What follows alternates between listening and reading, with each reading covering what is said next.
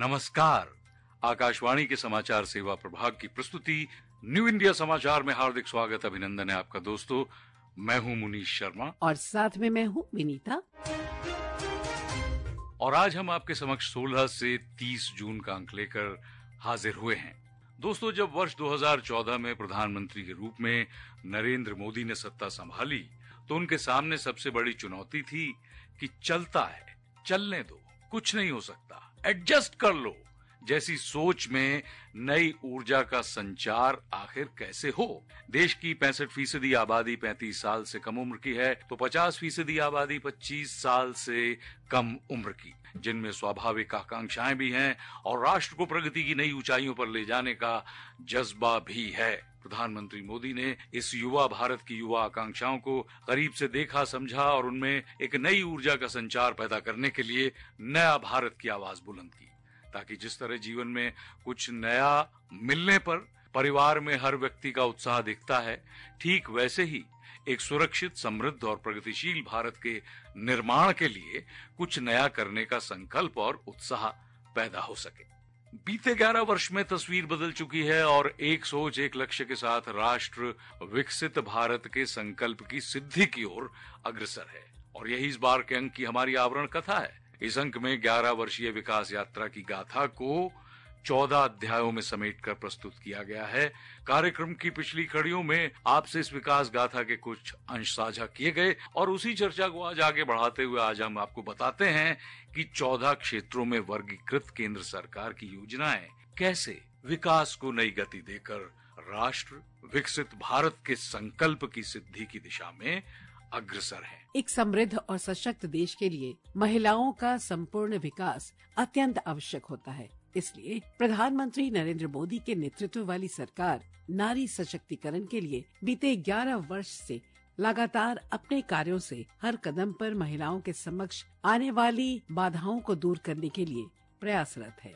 केंद्र सरकार की हर कल्याणकारी योजनाओं का लाभ सीधे महिलाओं को मिल रहा है, जिससे वे सामाजिक बेड़ियों के बंधन को तोड़कर आगे बढ़ रही हैं। प्रधानमंत्री नरेंद्र मोदी के नेतृत्व और विजन के कारण आज महिलाएं आत्मनिर्भर और सशक्त बन रही हैं। साथ ही लड़की एवं महिलाओं को कमतर मानने की सोच में क्रांतिकारी बदलाव आया है।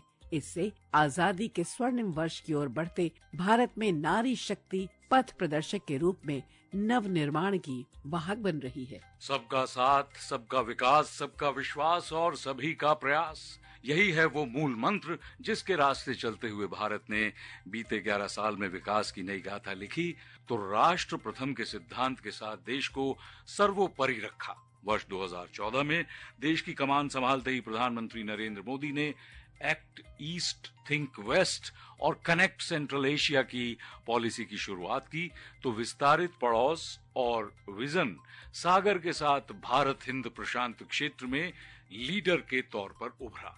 भारत ने सिर्फ अपनी वैश्विक नीति में ही बदलाव नहीं किया, बल्कि वसुधैव कुटुंबकम के अपने सिद्धांत के साथ उन वैश्विक समस्याओं के समाधान के लिए भी नीतिगत पहल दुनिया के सामने रखी, जिन्होंने उसकी बढ़ती भूमिका के साथ विकासशील देशों के अगुवा के रूप में उसे स्थापित कर दिया। ऑपरेशन सिंदूर के जरिए LOC के पार 9 आतंकी ठिकानों को ध्वस्त कर भारत ने सीधा और सख्त संदेश दिया तो सिंधु जल समझौता स्थगित कर पाकिस्तान को 2 टूक संदेश दिया कि पानी और खून एक साथ नहीं बह सकते। यही नहीं, आतंकियों के समर्थन में पाकिस्तान की हमले की कोशिश को नाकाम करते हुए उसकी वायुसेना के 11 एयरबेस को 3 घंटे के भीतर ध्वस्त कर दिया।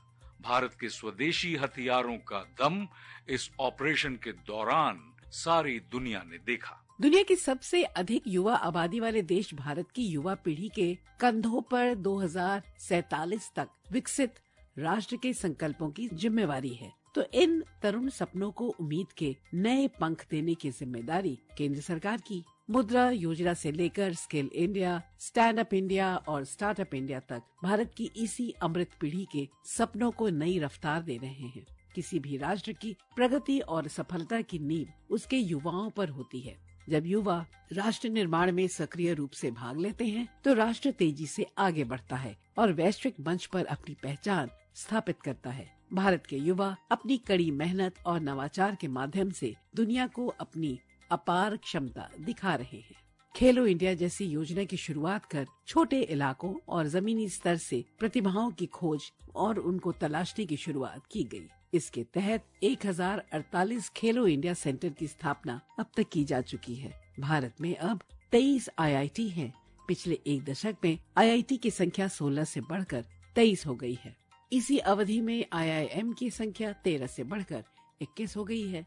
2045 नए मेडिकल कॉलेज की शुरुआत की गई, जिसमें 780 एलोपैथी, 323 डेंटल और 942 आयुष संस्थान हैं। दोस्तों, आज से करीब 11 साल पहले जब गुजरात के मुख्यमंत्री से देश के प्रधानमंत्री पद का सफर पीएम नरेंद्र मोदी ने तय किया, तब अर्थव्यवस्था एक चुनौतीपूर्ण दौर से गुजर रही थी। उन्होंने चुना रिफॉर्म्स का रास्ता। ये सफर कठिन जरूर था, लेकिन मजबूत संकल्प के साथ शुरुआत हुई। कोविड के कठिन दौर में एक बार फिर आत्मनिर्भर भारत के दृढ़ संकल्प ने देश को चुनौती भरे समय से निकालकर ऐसी मजबूती दी, जिसके रास्ते देश न सिर्फ दुनिया की चौथी सबसे बड़ी अर्थव्यवस्था बन गया, बल्कि अर्थव्यवस्था की तेज रफ्तार ने दुनिया के हर देश को पीछे छोड़ दिया। भारत दुनिया की सबसे तेज बढ़ती अर्थव्यवस्था बना है। IMF के वर्ल्ड इकोनॉमिक आउटलुक 2025 के मुताबिक भारत इस वर्ष दुनिया की सबसे तेज गति से आगे बढ़ने वाली अर्थव्यवस्था बना रहेगा और वहीं 2025-26 के आर्थिक सर्वे में इसके 6.3 से 6.8% की दर से आगे बढ़ने का अनुमान है। नीति आयोग के CEO BVR सुब्रमण्यम ने कहा है कि भारत अब जापान को पीछे छोड़कर चौथी सबसे बड़ी अर्थव्यवस्था बन चुका है। हमारा GDP $4 ट्रिलियन को पार कर गया है और ये कोई हमारा अनुमान नहीं है, बल्कि IMF के आंकड़े बताते हैं। अगर हम अपनी योजना और सोच पर कायम रहते हैं तो 2.5-3 साल में हम तीसरी सबसे बड़ी अर्थव्यवस्था बन जाएंगे। भरोसे की नींव और विश्वास की दीवार पर भारत में विकास की गारंटी मजबूत हो रही है। बीते 11 वर्ष में केंद्र सरकार ने इंफ्रास्ट्रक्चर के प्रोजेक्ट के सिर्फ शिलान्यास ही नहीं किए, बल्कि उसके उद्घाटन भी किए हैं। विश्व स्तरीय इंफ्रास्ट्रक्चर की उपलब्धियां बता रही हैं कि प्रधानमंत्री नरेंद्र मोदी के नेतृत्व में इंफ्रास्ट्रक्चर के निर्माण के कार्य न सिर्फ बड़े स्केल पर शुरू किए गए, बल्कि दूरदर्शी नीति और गति शक्ति से हर बाधा पार कर समय पर पूरे हो रहे हैं। कनेक्टिविटी बढ़ी, जिंदगी आसान हुई और देश की तरक्की के साथ रोजगार के नए अवसर बन रहे हैं। देश की तरक्की का सबसे बड़ा आधार उसका इंफ्रास्ट्रक्चर यानी सड़क, रेल, एयरपोर्ट, बंदरगाह, मेट्रो और लॉजिस्टिक्स होता है। इसी सोच के साथ प्रधानमंत्री नरेंद्र मोदी की सरकार ने बीते 11 वर्ष में देश के विकास में इंफ्रास्ट्रक्चर को सबसे ऊपर रखा है। 6 गुना ज्यादा पैसे खर्च किए हैं। न सिर्फ नई परियोजनाओं की घोषणा की है, बल्कि उनके लिए जरूरी फंड भी आवंटित किए हैं। PM गति शक्ति राष्ट्रीय मास्टर प्लान से इंफ्रास्ट्रक्चर के काम में मंत्रालय और राज्य के बीच बेहतर तालमेल का ही परिणाम है कि करीब 13 लाख करोड़ रुपए की दीर्घकालिक परियोजना पर काम शुरू किए गए हैं। भविष्य में इस पर 100 लाख करोड़ रुपए के प्रोजेक्ट शुरू करने की तैयारी है। इसलिए प्रधानमंत्री नरेंद्र मोदी कहते हैं, विकसित भारत बनाने के लिए आज देश में आधुनिक इंफ्रास्ट्रक्चर बनाने का बहुत बड़ा महायज्ञ चल रहा है। हमारे देश की सड़कें आधुनिक हो, हमारे देश के एयरपोर्ट आधुनिक हो, हमारे यहाँ रेल और रेलवे स्टेशन आधुनिक हो, इसके लिए पिछले 11 साल में अभूतपूर्व गति से काम किया गया है। आप कल्पना कर सकते हैं, इंफ्रास्ट्रक्चर के इन कामों पर देश पहले जितना पैसा खर्च करता था, आज उससे 6 गुना ज्यादा पैसा खर्च कर रहा है। 6 गुना ज्यादा। आज भारत में हो रहे इन विकास कार्यों को देखकर दुनिया भी हैरान है।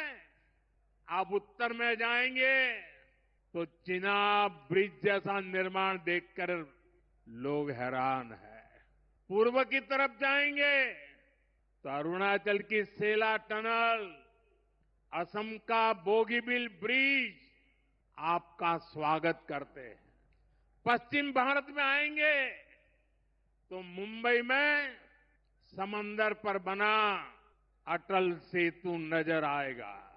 सुदूर दक्षिण में देखेंगे तो पंबन ब्रिज मिलेगा, जो अपनी तरह का देश का पहला ब्रिज है। पीएम मोदी के नेतृत्व में केंद्र सरकार सड़क निर्माण के कार्य रिकॉर्ड स्पीड और स्केल के साथ कर रही है। हाईवे का औसत निर्माण उच्च स्तर पर पहुंचा है तो 99% गांवों को सड़क कनेक्टिविटी मिली है।